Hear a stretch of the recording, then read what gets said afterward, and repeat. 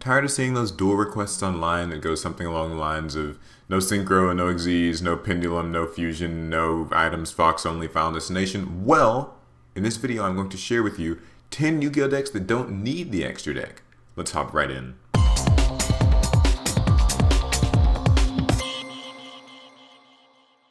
So as you guys know, Link Summoning recently got announced, and a lot of people are saying, decks that spam Synchros and Xyz have been nerfed and they just aren't going to be good anymore. And whether or not that's true, we're not really sure, but the point is, there are decks in YuGiOh that do just fine without actually special summoning much from the extra deck, if at all. I should go ahead and say this list is not in any particular order. It's just 10 decks that I think all do really well and they happen to not really need the extra deck. And I got a couple of honorable mentions at the end. So let's kick it off with Cosmos, a deck that has been, up and down in the meta. Recently it's not very popular, but since the Link mechanic, it kind of has spiked up in price a little bit. Cosmos are cool because their boss monsters, the big ships like Dark Destroyer, are not extra deck monsters. They're not Synchros, they're not Xyz. You just, banish your pilot monsters, the small ones, to summon the big ships. And the big ships, tend to be like untargetable, or they're sometimes able to negate stuff or destroy things. So yeah, it's a lot of fun. Now the cool thing about Cosmos 2 is that the field spell ensures that your big boss monsters aren't really dead in your hand, which is a problem that most decks with like a big boss monster tend to encounter. Is like, oh, I drew it, what do I do with it if I can't summon it? So the field spell, Cosmo Town, lets you just shuffle them all back in, and that's really cool. This deck also is just pretty, it's been a meta deck. So even though Dark Destroyer got limited to 1 and it's not as popular now, this deck still works just fine, really, in my opinion. And there are a lot of cool variants you can use. There's ones with like Landwalker and Sword Troopers and stuff like that. Now that Dark Destroyer is at 1, people get to have a little more fun with things like Dark Planet, Dark Eclipser, Dark Lady. So, yeah, if nothing else, I think that this is one of the ones that's more competitive in this list. But even if you're not looking for something competitive, Cosmos is just a lot of fun. Next one's Dark Lords. This came in Destiny Soldiers, and what's kind of a shame about Dark Lords is that it's a deck that I was really excited about. I just never was really quite able to build it in real life, but it just sort of went under the radar. Like, people thought this would be a really good deck, and then it came out and it wasn't like super highly competitive. But the fun part about it is it doesn't need an extra deck.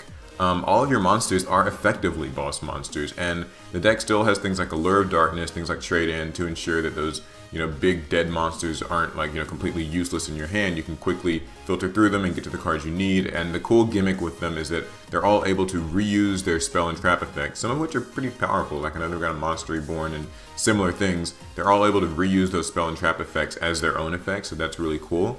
And the cool part about this too is that you can pick it all up in Destiny Soldiers, so it's not one of those decks where like you have to jump through hoops to really get a hold of it. You just need to buy a few copies of that set and you pretty much get everything. Next up is Monarchs. So this should kind of have been a no-brainer, but Domain Monarchs were at one point a really powerful metagame force, and it's not to say that they aren't viable now. I mean, I've still seen them top like events here and there. The deck started out kind of as that Domain anti-special summoning for the extra deck variant, and then it became more of the like Zulkin with quick draws and things, engines like that. Now, obviously the deck has been nerfed since then, and it's just not really as popular, but Domain Monarchs are still totally viable, and you still have quite a lot of draw power. You still got cards like Tenacity. Even if Pantheism isn't, like as accessible, it's not so bad. And you still got the power of like Erebus and Ether, and these are really strong monsters, main deck monsters that have a lot of attack, can summon stuff, from the deck, Ether that is. And also, they've got the Power Crept Treeborn Frog, that one trap, I forget its name, that, the Prime Monarch or whatever it is, that can kind of keep coming back, things like that. So I enjoy this deck. Plus, when you have Domain out on the field, it powers up your own Monarchs and is like anti-special summoning for the extra deck. So if you're one of those people who especially hates extra deck summons, not just using them but playing against them, then even better. I mean, I've even seen people like, since this deck sort of fall, be able to tech in more exciting cards like Light and Darkness Dragon or Obelisk the Tormentor. So imagine like facing an Obelisk on the field when your opponent also can't like Synchro or Xyz summon. Next is Dark Magician. So this is one that I've kind of seen like tossed around here and there, and it had maybe like 15 minutes of fame in the metagame. Unlike the Blue Eyes deck that kind of needs the extra deck to summon Spirit Dragon and Crystal Wing sometimes and things like that, the Dark Magician deck actually has Xyz monsters, but it really barely uses them. In fact, its Xyz monsters tend to be a bit underwhelming. So the deck function is just fine now that it has cards like, Dark Magic Inheritance to quickly get all of its spells and traps, Dark Magic Circle doing kind of a similar job, and Magician's Rod. And finally, they have the linchpin card Eternal Soul, which lets you continue to spam Dark Magicians from your hand and your graveyard, and search like Dark Magic Attack. Plus, it in tandem with Dark Magical Circle means each turn you're going to be summoning new Dark Magicians and banishing more and more cards. Plus, Eternal Soul actually makes it more beneficial to just keep Dark Magicians in the field because it stops them from being affected by card effects. Like, they can't be Raigeki or Darkhold or, kind of whatever other thing your opponent might have to stop them. Next is Yosenju. So, while not necessarily my cup of tea, I've always found Yosenju a little bit boring, a little bit linear. There's no denying this deck is really good. It's able to use card demise extremely well. You can just discard your hand before the Yosenjus bounce back, so that's always kind of been an annoying thing. And it's able to easily run lots of Floodgate cards, and so, kind of just slow the opponent down. Anti-Spell Fragrance always being one of the popular ones, and things like that.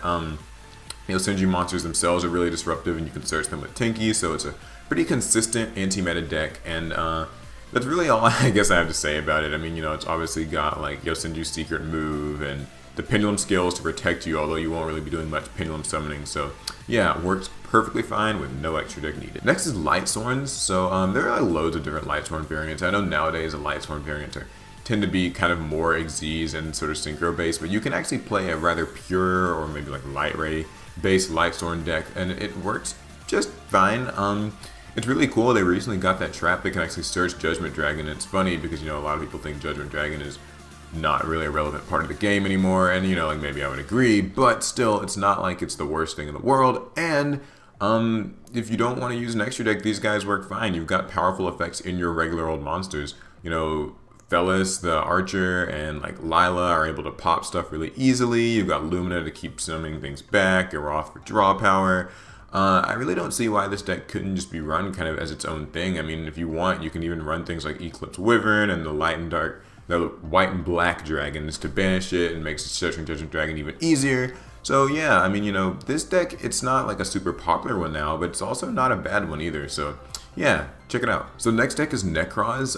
Actually kind of a fan favorite after it got sort of nerfed by the ban list. It doesn't really make any use of the extra deck. I mean, technically, yes, you might need the extra deck to use with, what is it, like Nekroz Mirror? One of the ones that send from the extra deck to make ritual monsters. So like, yes, you'll need like Herald of Arclight, and sometimes they'll use like Quasars that can summon like a Unicorn and Valkyrius or something, but you're not really doing Synchro Summoning, you're not really doing anything like that. So I think it still counts here.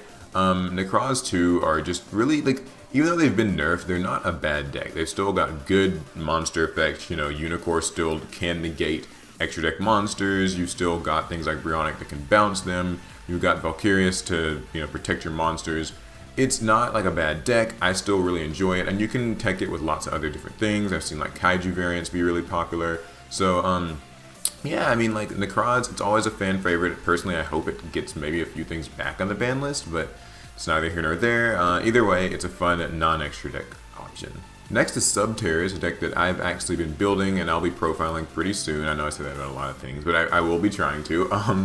Yeah, Subterrors are really cool. It's sort of a flip effect based deck, and even though it's a little bit slow to get off the ground, it's actually a lot of fun when it does, because you're able to really rather easily get a lot of big monsters in the field, and they're all different levels, so you wouldn't be really Xyz summoning too much anyway, and they're all high levels, so you wouldn't be Synchro summoning much, but they have really powerful effects. Like, Stalagmo is sort of like a Graceful Charity type effect, and Umastrix can banish cards in the field. So, I mean, like, it's a really fun deck. You can also combine it with, like, Prediction Princesses, or roll really mainly just the one Prediction Princess ritual, and it's a lot of control, and it kind of lets you keep summoning your Subterrors from the graveyard, flipping them up and down to get their effects. I've really enjoyed this deck. It's a TCG exclusive, and I tend to like those for some reason, so, yeah, give it a look if you haven't already. It's not too expensive, and it's kind of a lot of fun.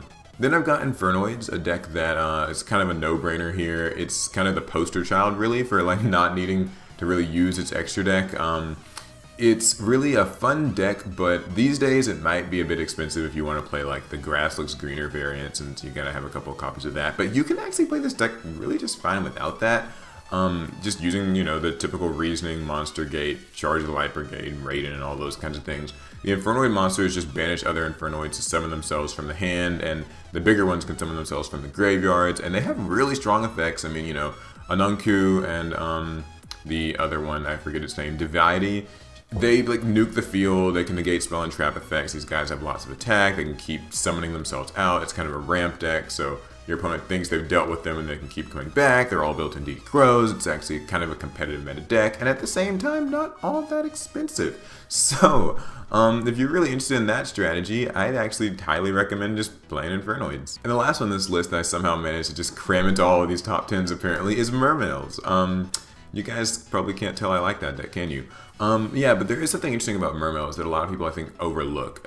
It's able to make a lot of Xyz plays, it's able to make a lot of Synchro plays, but the truth is it doesn't actually have to do either. This deck is well known for being a powerful OTK deck. You know, cards like Abyss Megalo can spam the field really quickly, and with, you know, the advent of the Atlantean Prince, it's actually really easy to send all your Atlanteans, pop your opponent's cards, do loads of searching, and, you know, you can always tribute off any Atlanteans with Megalo, so even if you didn't want to, like, you know, use an extra deck, you could just use them to give Megalos, like, extra attacks. It's got Moonland Glacier as a free summon. It's a really interesting deck, and I honestly think that a lot of people overrate, like, its necessity of, like, the extra deck. So, I mean, you can always just run it as a pure OTK variant, or even just kind of a slower control variant if you just want to, like, spam Atlanteans and all that. So, yeah, it makes number 10 on my list. No surprises there, but I do have some honorable mentions. I've actually just got them listed here. So the first one is Tunes. Just real quick, these actually don't need the extra deck, although they're variants that like kind of spam rank 4s. You can play this in pretty much any way that you want. Like there's the one with Toon Dark Magician and Toon Red Eyes, or you just run the ones like Toon Masked Sorcerer and Toon Gemini Elf, just kind of make it a slower control variant. There's also like Dark Worlds, kind of an older one, but technically it doesn't need the extra deck. You just do lots of discarding, disrupt your opponent's hand, and then you just continue to spam Grapha, so that works too. And my last honorable mention goes to Spellbooks, which, you know, it's just kind of a personal favorite of mine. If you want, you can run Priestess, or you can just kind of run the Spellbook Magician with things like Kaiku or Jowgen, and it works pretty much A1. So yeah, those are 10 decks plus a few honorable mentions that don't need an extra deck. You could retitle this video as 10 decks that might be pretty good when Link Summoning comes out. I don't really know. And of course, I'm well aware I left out your favorite deck. That's how it always is with these lists. So leave it down in the comments. What other decks do you like to use that don't really need an extra deck? Leave them in the comments. Let me know why. And as always, follow me on social media. Check out my sponsor, TCG Player. All that information is down in the description as well. And I will be checking you guys out in the next video.